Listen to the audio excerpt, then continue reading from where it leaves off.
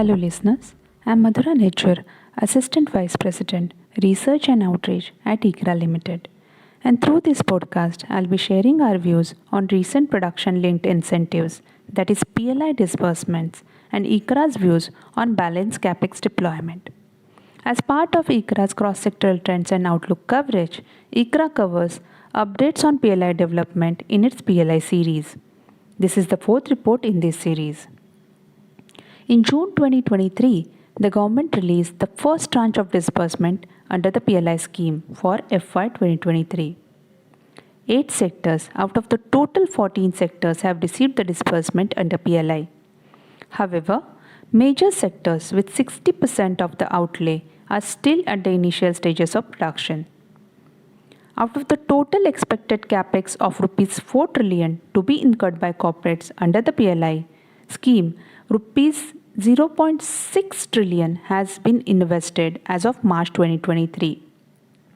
However, major sectors with huge capex deployment of more than Rs 3 trillion like semiconductors, steel, ACC batteries will see capex deployment and manufacturing from FY 2024.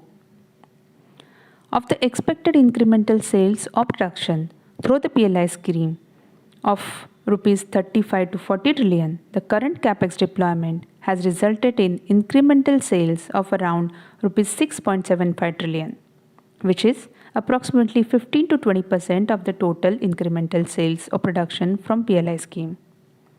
Gross FDI equity inflow has shown a positive trend for sectors that are covered under this scheme. Though the overall gross FDI equity inflow has been declining for the last couple of years, the gross FDI equity inflow for PLI sectors is increasing and is higher than 10-year average for most of them. For the PLI sectors in which manufacturing has started, the imports and the exports have also shown a favorable trend. The remaining capex under the current PLI scheme will be concentrated between FY 2024 to FY 2026. The next couple of years are critical for the scheme when the manufacturing will commence in the large capex sectors. Government interventions are critical for the next 2 to 3 years.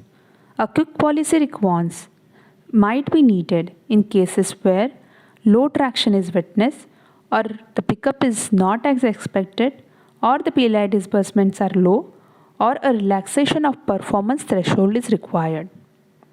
Thank you for listening and stay tuned for our upcoming podcast.